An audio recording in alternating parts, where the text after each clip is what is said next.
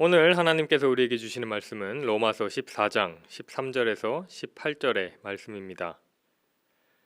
그런즉 우리가 다시는 서로 비판하지 말고 도리어 부딪힐 것이나 거칠 것을 형제 앞에 두지 아니하도록 주의하라. 내가 주 예수 안에서 알고 확신하노니 무엇이든지 스스로 속된 것이 없으되 다만 속되게 여기는 그 사람에게는 속되니라. 만일 음식으로 말미암아 내 형제가 근심하게 되면 이는 내가 사랑으로 행하지 아니함이라. 그리스도께서 대신하여 죽으신 형제를 내 음식으로 망하게 하지 말라. 그러므로 너희의 선한 것이 비방을 받지 않게 하라. 하나님의 나라는 먹는 것과 마시는 것이 아니요 오직 성령 안에 있는 의와 평강과 희락이라. 이로써 그리스도를 섬기는 자는 하나님을 기쁘시게 하며 사람에게도 칭찬을 받느니라. 아멘. 로마서 12장과 15장에서 바울은 구원받은 성도들이 어떻게 살아야 하는가에 대해 말씀하고 있습니다. 바울은 12장, 13장에서 성도들이 하나님의 자비하심을 원동력으로 삼아 그들의 삶의 자리에서 의로운 일을 실천할 것을 권면했고, 14장과 15장에서는 당시 로마 교회의 성도들이 직접 겪고 있었던 여러 가지 실제적인 문제에 대한 가르침을 주고 있습니다. 14장 5절에서 6절의 말씀입니다. 어떤 사람은 이 날을 저 날보다 낮게 여기고 어떤 사람은 모든 날을 같게 여기나니 각각 자기 마음으로 확정할지니라. 나를 중히 여기는 자도 주를 위하여 중히 여기고 먹는 자도 주를 위하여 먹으니 이는 하나님께 감사함이요 먹지 않는 자도 주를 위하여 먹지 아니하며 하나님께 감사하느니라.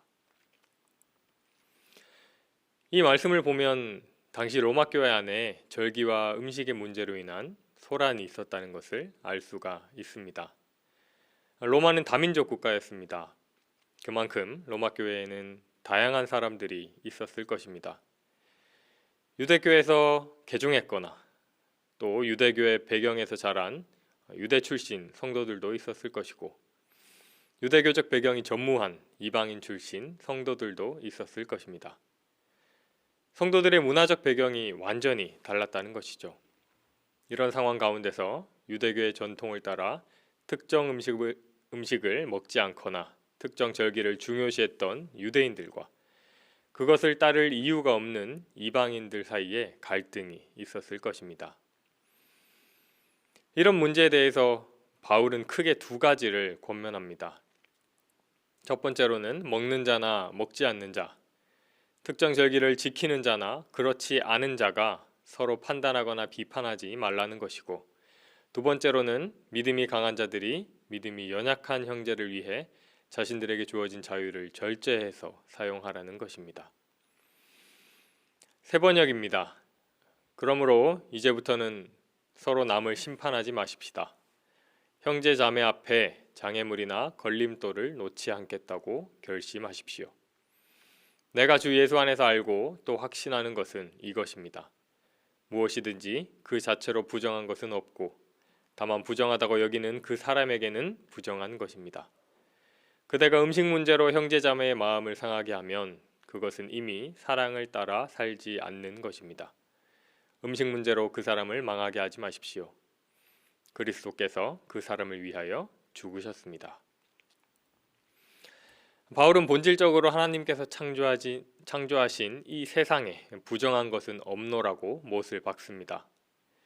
본질은 모두 선한 것이나 다만 각 사람의 마음이 특정 상황에 불편함을 느끼는 것에 대하여는 믿음이 더 큰 자가 사랑으로 배려해 주라는 말씀입니다.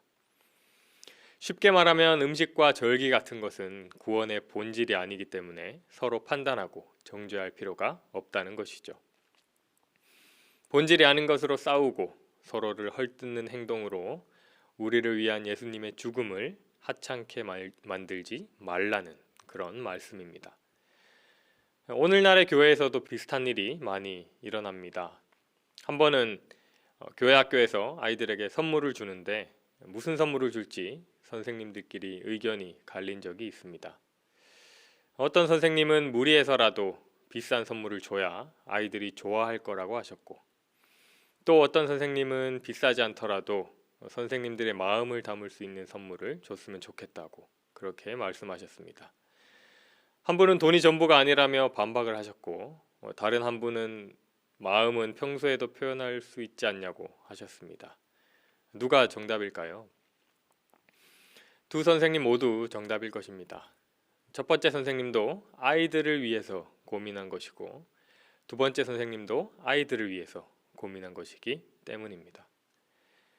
돈이 전부가 아니라고 하는 그 말도 맞고, 마음은 평소에도 표현할 수 있지 않냐는 말도 맞습니다. 중요한 것은 아이들을 위해 선물을 준비한다는 그 사실 하나이기에 모두가 맞는 것입니다. 하지만 결국 둘 중 하나를 선택을 해야 하겠죠. 둘 다 할 수는 없을 때가 많으니까요. 그럼 보통 누구 말대로 하게 되던가요? 결국에는 목소리 큰 사람의 의견을 따르게 되는 경우가 많습니다. 하지만 그것은 정말 목소리가 커서 사람들이 따르는 것일까요? 사실은 목소리가 크고 의견을 좁힐 줄 모르는 한 성도를 위해서 다른 분들이 사랑으로 배려해 주시기 때문에 가능한 것입니다. 결국 우리는 주님 앞에서 너도 옳고 나도 옳다고 할지라도 싸우는 것이 아니라 사랑과 배려로 연합해 가야 합니다.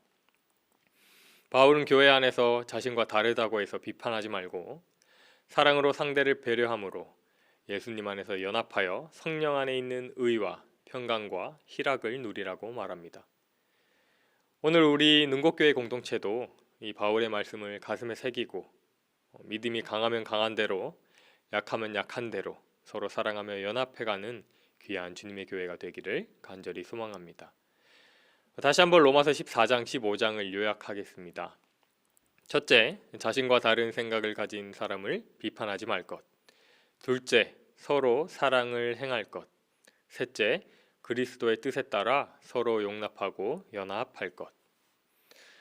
사랑하는 성도 여러분, 오늘 말씀은 바울이 로마 교회에 전하는 말씀이기도 하지만 오늘날의 교회에도 필요한 말씀입니다. 세상이 다원화됨에 따라 한 교회를 구성하는 성도들의 사회적, 문화적 배경이 복잡하고 다양해졌습니다.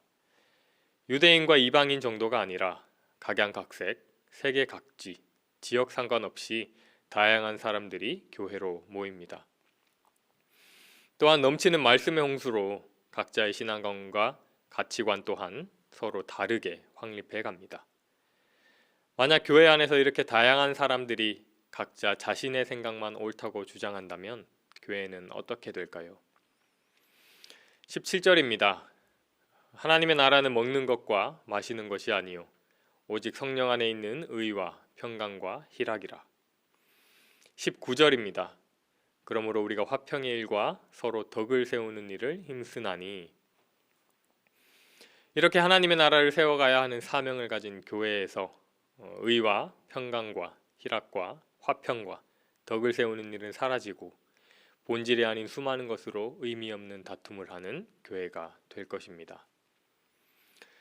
그러므로 오늘 바울의 말씀과 같이 교회 안에서 나와 다를 수 있음을 인정하고 비판하지 않으며 언제나 사랑으로 행동하고 함께 발걸음을 맞춰 연합해야 할 줄 믿습니다. 그렇게 될 때 하나님의 나라가 우리 교회를 통해 바로 세워지고 우리는 성령 안에서 의와 평강과 희락을 누리며 교회 안에 하나님께 대한 감사와 찬양이 더욱 넘치게 될 것입니다. 오늘 하루도 각자 맡은 자리에서 말씀에 순종함으로 하나님의 나라를 세워가는 모든 능곡교회 성도님들이 되시기를 간절히 소망합니다. 함께 기도하시겠습니다. 사랑의 주님, 오늘도 주님을 찬양합니다. 우리 오늘도 주님의 말씀을 받들어 하나님 나라를 위해 살고자 합니다. 주님 자비하심에 감사하며 힘써 의의 길을 걸어가는 우리 교회 되게 하여 주시옵소서. 교회 안에서 남을 비판하거나 정죄하지 않고 사랑을 행하며 선으로 연합해 가도록 도와주시고 그로 말미암아 의와 평강과 희락을 누리는 우리 되게 성령으로 함께하여 주시옵소서. 예수님의 이름으로 기도드립니다. 아멘. 함께 주기도문 하시겠습니다. 하늘에 계신 우리 아버지, 아버지의 이름을 거룩하게 하시며 아버지의 나라가 오게 하시며 아버지의 뜻이 하늘에서와 같이 땅에서도 이루어지게 하소서. 오늘 우리에게 일용할 양식을 주시고 우리가 우리에게 잘못한 사람을 용서하여 준 것 같이 우리 죄를 용서하여 주시고 우리를 시험에 빠지지 않게 하시고 악에서 구하소서. 나라와 권능과 영광이 영원히 아버지의 것입니다. 아멘.